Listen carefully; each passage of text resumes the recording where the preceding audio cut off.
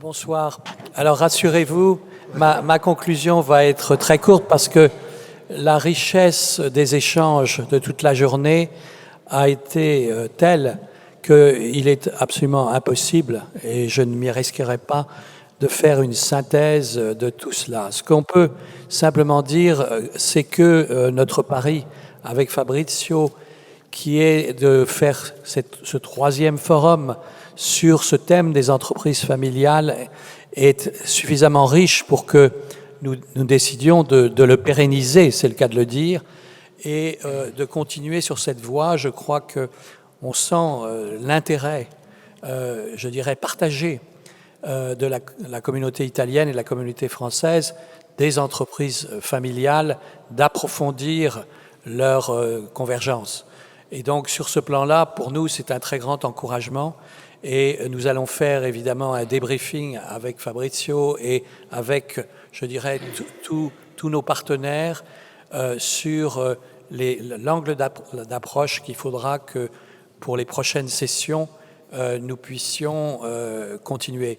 Je voudrais remercier, bien entendu, l'ambassadeur Christian Masset et toute l'équipe de l'ambassade qui nous ont reçus dans un cadre absolument somptueux et magnifique. Et l'intérêt d'un cadre magnifique, c'est que ça élève l'esprit et que du coup, on essaye de se mettre à la hauteur, je dirais, du plafond.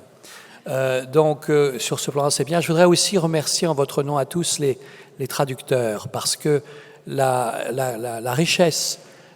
oui, on peut les applaudir. Parce que la richesse des échanges, elle est très, très dépendante de la qualité de la traduction, et je crois pouvoir dire que cette qualité était au rendez-vous. Voilà. En tout cas, je pense qu'on va vraiment, avec Fabrizio, continuer dans cette voie.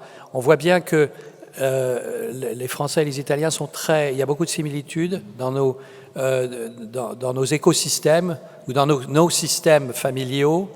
Mais il y a beaucoup de différences, on l'a vu, ça a été signalé, mais je dirais on n'a pas le choix, compte tenu de l'importance de la dimension européenne.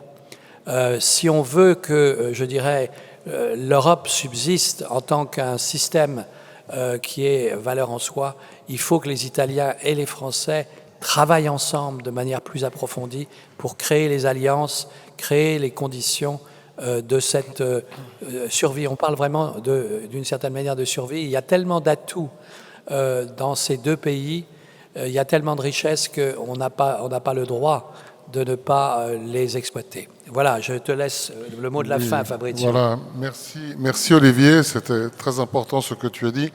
Et il faut dire que tout au long de la journée, nous avons assisté à des interventions extrêmement intéressantes qui montrent et qui ont montré les différences existantes entre la France et l'Italie, qui ont montré la volonté d'unir le talent français et le talent italien, mais on constate aussi que c'est pas si simple. C'est-à-dire que quand on met ensemble justement nos intervenants, nos partenaires, on est tous convaincus de ça.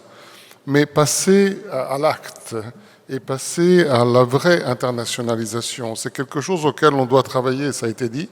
C'est quelque chose auquel on doit travailler ensemble, mais il faut les accompagner par la main.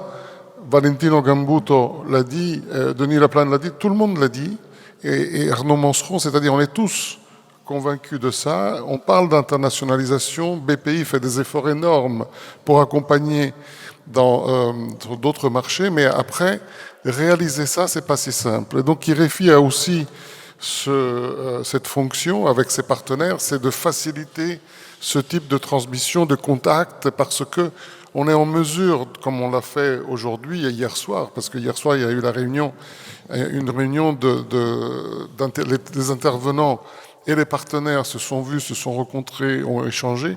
L'important, c'est pouvoir mettre en face les interlocuteurs, les homologues, français pour les Italiens, Italiens pour les Français, parce que quand on se connaît, tout est plus facile.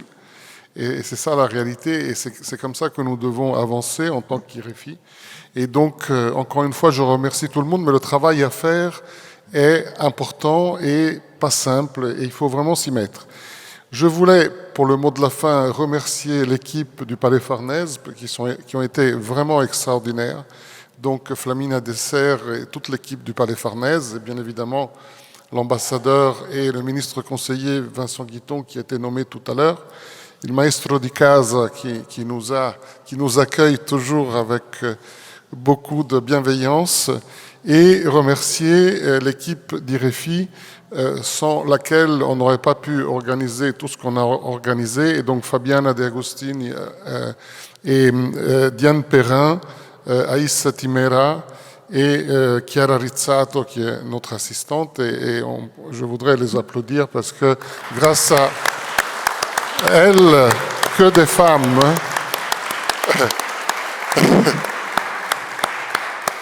et pas par hasard, ce sont que des femmes, et donc d'une efficacité incroyable, et je les remercie, et je vous remercie vous tous. Et donc, pour terminer, il y a un cocktail dans la galerie à côté. Merci, merci à tous.